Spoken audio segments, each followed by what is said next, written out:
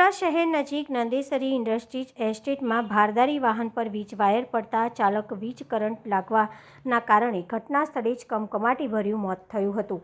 વડોદરા શહેર નજીક આવેલા નંદેસરી ઇન્ડસ્ટ્રીયલ એસ્ટેટ વીજ કરંટ લાગવાથી એકનું મોત થયું હોવાનો બનાવ સામે આવ્યો છે। પ્રાપ્ત માહિતી અનુસાર નંદેસરી ઇન્ડસ્ટ્રીઝ એસ્ટેટમાં ભારદારી વાહન પર વીજ વાયર પડતા એક વ્યક્તિનું ઘટના સ્થળે કમકમાટીભર્યું મોત થયું હતું। પ્રાપ્ત માહિતી અનુસાર મૃતકનું નામ પવનકુમાર હોવાનું સામે આવ્યું છે અને તેઓ પોતે આ વાહનના ચાલક હોવાનું જાણવા મળ્યું હતું। બનાવના પગલે સ્થાનિક લોકો એકત્રિત થઈ ગયા હતા અને બનાવ અંગેની જાણ સ્થાનિક પોલીસને કરવામાં આવી હતી, જે અંગે પોલીસ ઘટના સ્થળે આવી પહોંચી હતી અને મૃતદેહને પોસ્ટમોર્ટમ અર્થે ખસેડી આગળની કાર્યવાહી હાથ ધરી હતી।